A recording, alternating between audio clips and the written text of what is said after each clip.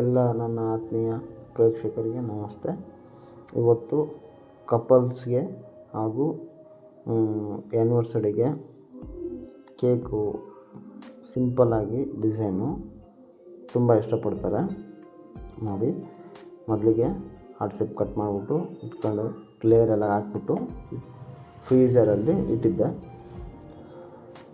ಮೊದಲಿಗೆ ಜೆಲ್ಲು ಸ್ವಲ್ಪ tomato red colour mix ಮಾಡಿಬಿಟ್ಟು ಮೇಲ್ಗಡೆ ಹಾಕಬೇಕು. ಆನಂತರ ಬೇಸ್ಗೆ ವೈಟ್ ಕ್ರೀಮ್ ಯಾಕೆ ಹಾಕಿದ್ದೀನಿ ಅಂದರೆ ರೆಡ್ಡಿಗೂ ಹಾಗೂ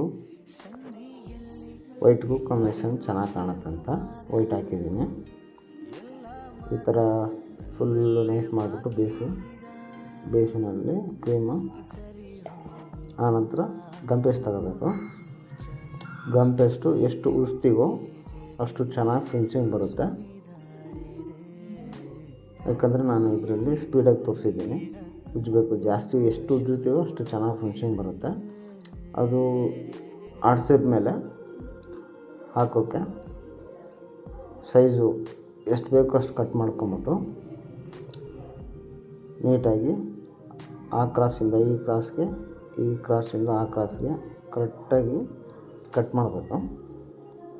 ಕಟ್ ಮಾಡಿಬಿಟ್ಟು ಮೇಲ್ಗಡೆ ಕ್ರಾಸಲ್ಲಿ ಹಾಕ್ಬೇಕು ನೀಟಾಗಿ. ಆಮೇಲೆ ಇನ್ನೂ ಒಂದು ಮೇಲ್ಗಡೆ ಅದೇ ಥರನೇ ಕಟ್ ಮಾಡ್ಕೊತ ಇದ್ದೀನಿ. ಆದರೆ ಸ್ವಲ್ಪ ಮಾಡಿಸ್ಬಿಟ್ಟು ಈಸಿ ಇದು, ನೋಡ್ಕೊಳ್ಳಿ, ತುಂಬ ಈಸಿ.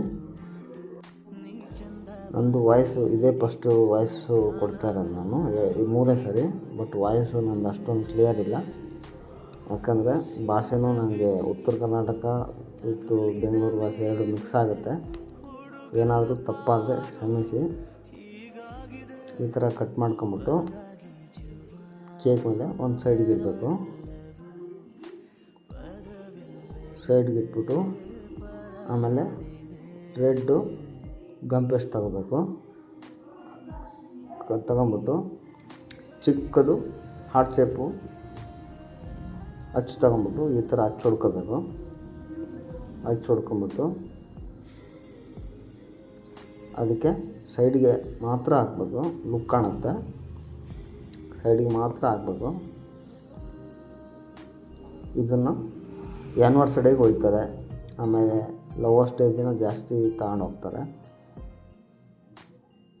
ನೋಡಿ, ಈ ಥರ ಸೈಡಿಗೆ ಪನ್ನನ್ನು ಹಾಕ್ಬಾರ್ದು. ಇದೇ ಥರ ಕತ್ತರಿಯಿಂದ ಕಟ್ ಮಾಡಿಕೊಂಡು ಸೈಡ್ಗೆ ಬಿಡಬೇಕು. ಇವಾಗ ಕೇಕ್ ರೆಡಿ ಆಯಿತು. ಲೈಕ್ ಮಾಡಿ, ಶೇರ್ ಮಾಡಿ, ಸಬ್ಸ್ಕ್ರೈಬ್ ಮಾಡಿ. ಚಿಕ್ಕ ಕಲಾವಿದನಿಗೆ ಪ್ರೋತ್ಸಾಹಿಸಿ. ಹೀಗೆ ನಿಮ್ಮ ಬೆಂಬಲ ನನಗೆ ಇರಲಿ. ನಮಸ್ತೆ.